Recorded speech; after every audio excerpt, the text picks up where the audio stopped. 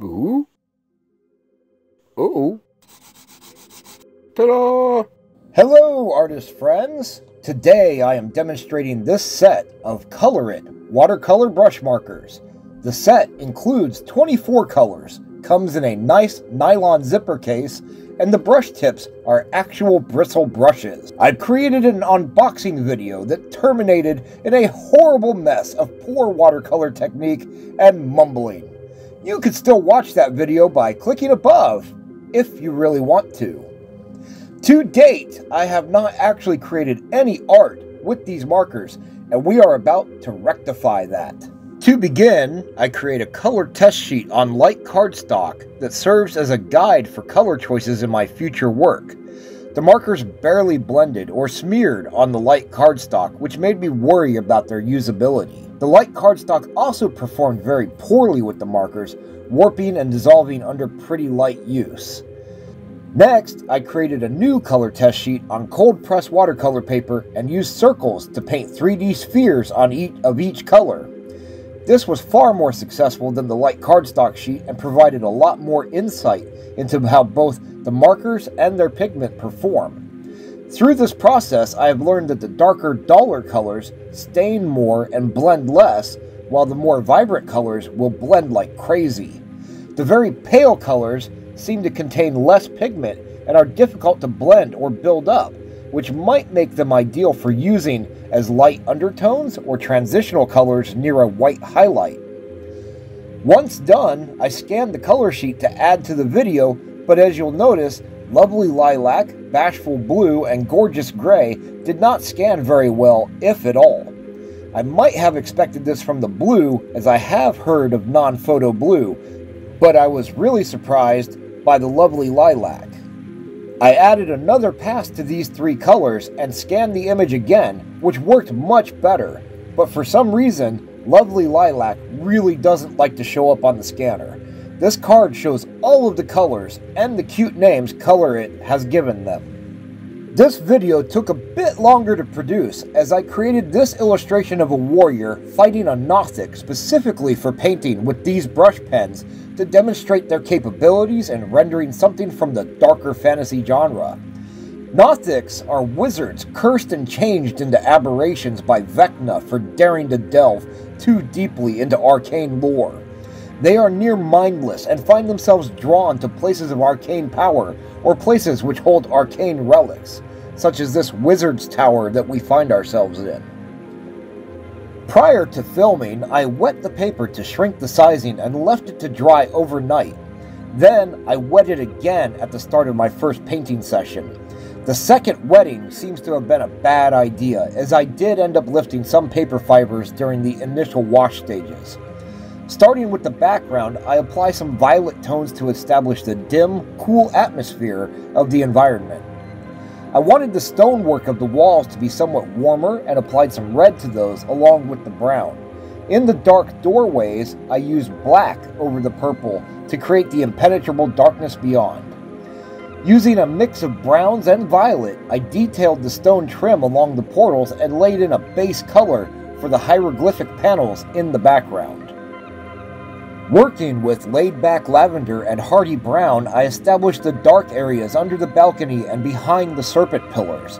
This dark tone is less intense than the black of the doorways and allows the hint of potential visibility if only there were a bit more light.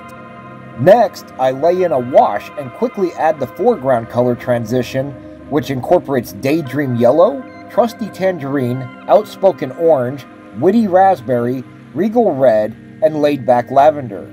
The process is a little tricky, as the regal red does not like to blend, and adding water can create unwanted blooms. With the foreground laid in, I decide to tackle the pedestal which was housing the magical tablet the adventurer has snatched.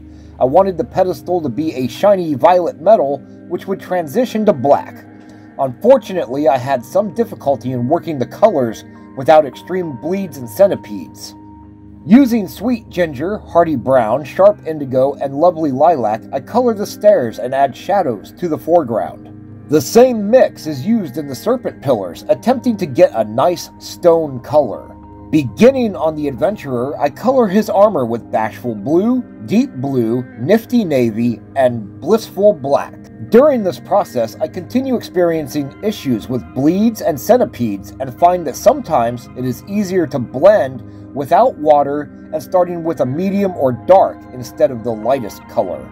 Coloring the trim of the adventurer's armor, I use Outspoken Orange, Witty Raspberry, Regal Red, and add the darkest shadow with Blissful Black. The adventurer's pants are colored with Proud Pale Green and Optimal Olive. The belts or straps are colored with Sweet Ginger and Hardy Brown. The buckles and the head of the axe are colored with Gorgeous Gray, Deep Blue, and Blissful Black. The wood of the axe handle is painted with Trusty Tangerine, Sweet Ginger, Hardy Brown, and Blissful Black.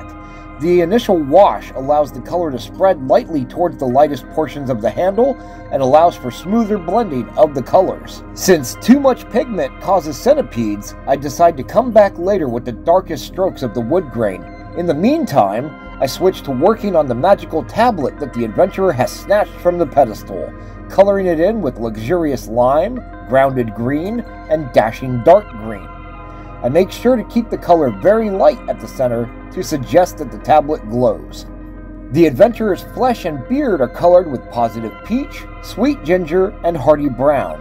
The beard also gets a touch of Blissful Black, and I then add the fine details to the axe handle and hieroglyphics on the tablet. I attempt to create a sickly pale flesh tone for the Nothic with a mix of Positive Peach, Lovely Lilac, and Sharp Indigo. The eye is colored the same as the tablet with Luxurious Lime, Grounded Green, and Dashing Dark Green. I also add a few fleshy touches to the Nothic with Witty Raspberry and Regal Red. The final painting isn't quite what I imagined at the outset, but it's also not too far from that vision. I really don't think watercolor brush markers are meant for making illustrations like this, but they can do a passable job with some effort. That concludes my demonstration, and in my next video, I will compile my lessons and experience here to give a thorough review of the ColorIT watercolor brush markers.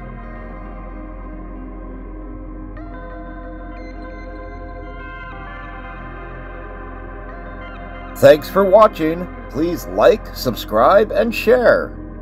Embark on a coloring journey like never before with Fantasy Coloring Book Number 1, A Coloring Adventure. Immerse yourself in the magical world of 32 intricately designed pages, each a masterpiece waiting for your personal touch. Whether you're a seasoned artist or just discovering the joy of coloring, Fantasy Coloring Book Number 1 is the perfect canvas for your creativity. Let your imagination soar as you add your personal flair to these enchanting illustrations.